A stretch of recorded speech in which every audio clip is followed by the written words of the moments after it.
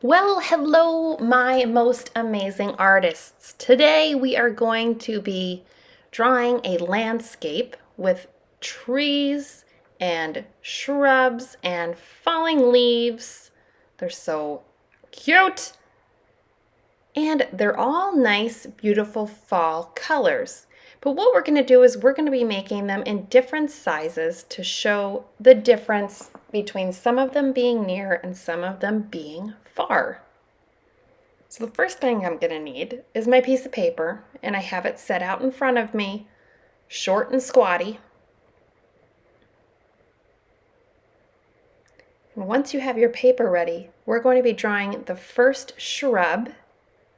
That's a bush right there in the corner. Lots of cloud lines, and I know we know how to make cloud lines because we practiced that at the beginning of the year, and they're nice and big.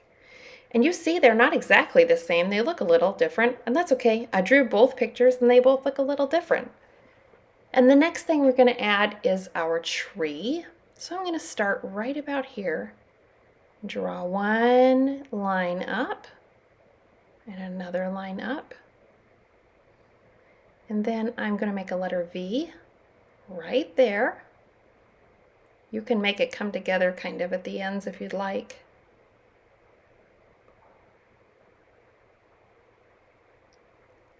And then I'm going to add the big, fluffy leaves on my tree. This is a really healthy tree, so I want to make it really big and fluffy with lots of cloud lines. Perfect. I like the way it looks. And I'm going to add some more little cloud lines to make it look like my tree is full of leaves.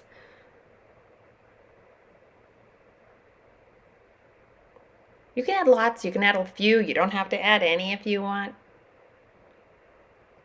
So now I have my shrubs in the front and my tree kind of in the middle. And I'm going to be drawing my hill. See how the hill is right here in the picture? I'm going to be adding that in right now. So it's going to be a swoopy line over and across. It's going to jump over the tree and then finish on the other side. Don't forget to jump over your tree. Now I'm going to be adding some more shrubs into the background, but remember, because they're far away, we're going to be making them smaller, and that's how we're going to be able to tell that they're further away from the ones in the front, because things look smaller when they're further away. Ooh, he's so tiny. The one in the front is so big.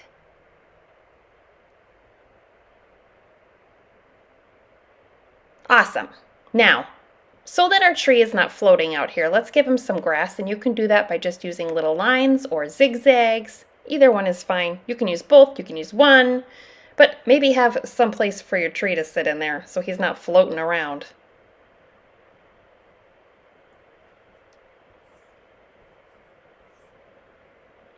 So look at the different sizes of leaves that I had on my picture. We're going to be adding different sized leaves to this project. I made a curved line and then another curved line on one side and a curved line on the other. And I know you couldn't see that very well because my hand is in the way. So I'm going to make some more, and you make some more too. And we're going to make them different sizes. Some can be big, some can be little. It's going to show us that some are closer to us than others. Here's another one.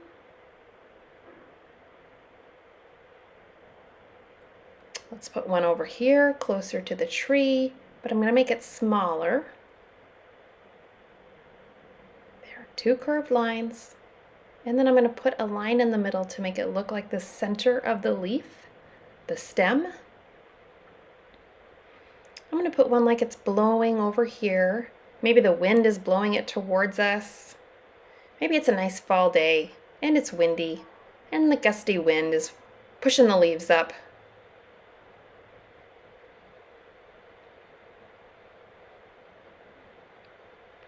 Another little leaf. And remember, yours don't have to be exactly where I'm putting mine. You can make yours wherever. But just remember that the ones that are bigger look like they're more towards us. Like they're blowing right towards us. Watch out for the leaves.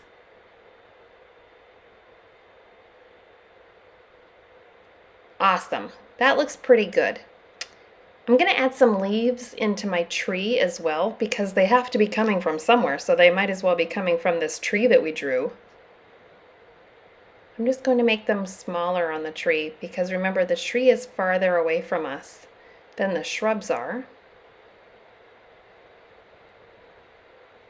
So we wouldn't have this gigantic, huge tree with an even bigger leaf on it. That wouldn't make any sense. So I'm pretty happy with the way that is. And once you've gotten all of the things drawn that you want to draw, you can go ahead and get your crayons or your colored pencils or your markers. But if you are using crayons or colored pencils, I want you to try to combine your colors to make new colors. So what I'm doing is I'm just taking out the oranges. There's a lot of orange and a lot of red crayons in my crayon pack, and a yellow because those are all sort of the fall colors. And what I'm going to do is I'm going to use different oranges and the red and the yellow and combine them to make new colors. So I have more than just 5 or 6 colors that I can use. I have like a ton of colors that I can use because I can make them myself. So I want you to watch as I'm coloring this. Do you notice how I'm coloring very lightly?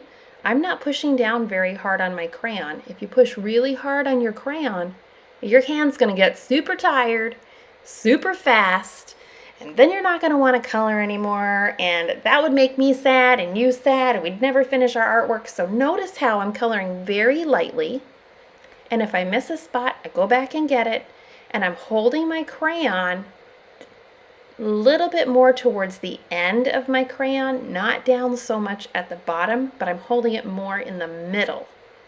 That's going to help me color lightly so my hand doesn't get so tired.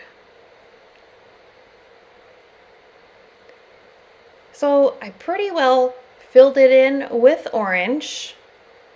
I'm going to go back next to the lines and I'm just going to add in a little bit of a darker orange. Now, you don't have to do this, but if you feel like doing it, I like to do it. I think I like the way that it looks.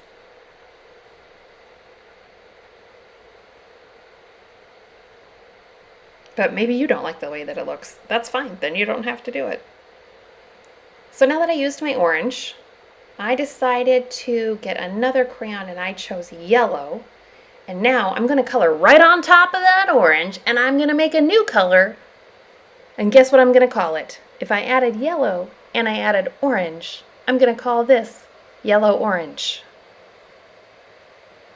Yep, that looks a little bit better. That looks more like a fall bush, like the bush, the leaves, little leaves on the bush are changing colors. So I'm going to do something similar with the grass. I'm going to get a green crayon, and then I'm going to get another green crayon. And, whoops, that was a gray crayon. There's a green crayon. Here's another green crayon. These are actually 2 different colors of greens, and I'm going to show you again. Once again, look how Miss K is coloring it with the crayon.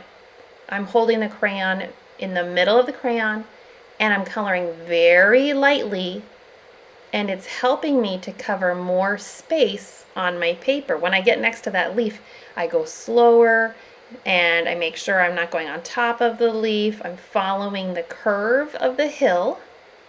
Yep. And then I'm going to get another crayon again. I went with yellow again, and I colored right on top of that green to make a yellow-green. This is something super fun to do with our colors, and when we learn painting, we'll do it with the paints too, combining the colors to make new colors. It is so fun. I'm going to zoom in here real quick so you can get a better look. You see how that color with the yellow on top looks a little bit different than the color that's just the green. Here, I'll color just the green. Here I go, just the green again. And if I want to change that color to a different color, even than the yellow, I'll grab a different green crayon, and I went on top of it, and you can see how it changes the color right there. So the possibilities of color choices you have are many, many, many different colors.